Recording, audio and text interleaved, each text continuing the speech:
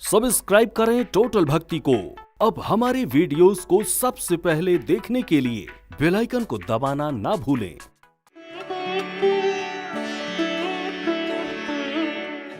कभी कहा जाता था बच्चियों को शिक्षा मत दो, इनको अनपढ़ रखो, इनको पढ़ाने का अधिकार नहीं है। ये क्यों है? हमारी दृष्टि में खोट क्यों है?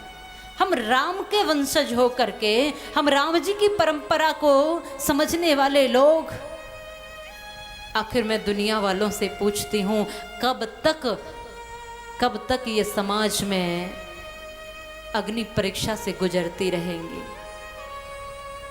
वो जानकी थी जो एक बार जीवन में परीक्षा उन्होंने दी, अग्नि परीक्षा, लेकिन आज भी माताओं को हर समय अग्नि परीक्षा से ही गुजरना पड़ता है।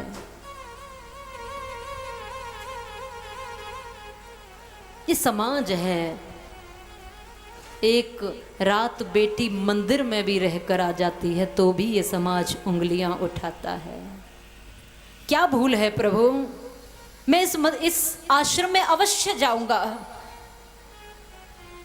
विश्वामित्र जी कहते हैं ये पाषाणी है, ये श्रापित है। वो बार बार यही दोहराते हैं, मैं इस आश्रम में जाऊंगा और जो दुनिया नहीं करती है, अगर कहीं कोई गलत कुछ हो रहा है, उस गलत से अगर नजर फेर कर चल दें तो वो श्रेष्ठता नहीं हो सकती है। उस गलत को सही करने का प्रयास जो करता है वो श्रेष्ठ पुरुष होता है। मैं कायर नहीं हूं, मैं कमजोर नहीं हूं। और भगवान श्री कृष्ण ने क्या किया था? हम 16,108 रानियों का विवरण देते हैं जो भौमासुर की कैद में 16,000 कन्याएं थीं, राजकुमारियां थीं।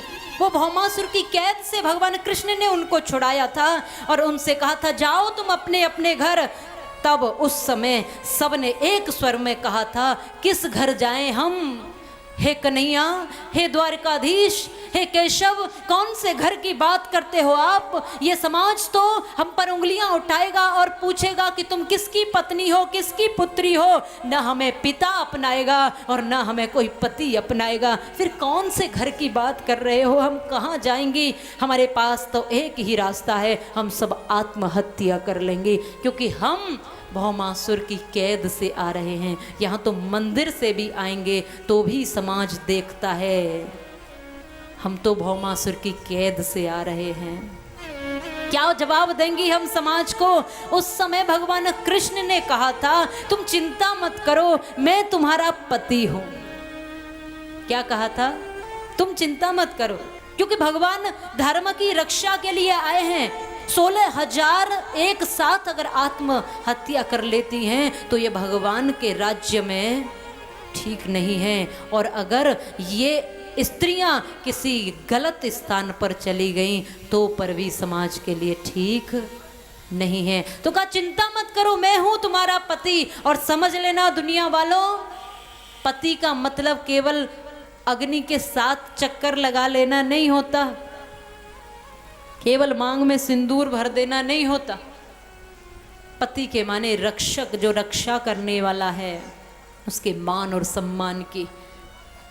जैसे साधारण भाषा में आप समझे कि इस राष्ट्र का भी कोई पति होता है जिसको हम क्या कहते हैं? राष्ट्रपति। तो वो राष्ट्र की मांग में सिंदूर भरता है कि साथ चक्कर लगाता है, माने इस राष्ट्र का रक्षक है। भगवान कृष्ण ने कहा था तुम चिंता मत करो, मैं तुम्हारा रक्षक हूं, मैं तुम्हारा स्वामी हूं, मैं तुम्हारा पति हूं। और दुनिया वाले जब तुमसे पूछेंगे पता कि तुम किसकी पत्नी हो तो निसंकोच कह देना हम द्वारिकाधीश की पत्नी है, हम भगवान कृष्ण की पत्नी है, मुझे किसी से भय नहीं लगता। इस वीडियो को लाइक और शेयर जरूर करें। आप हमारे चैनल को सब्सक्राइब भी कर सकते हैं।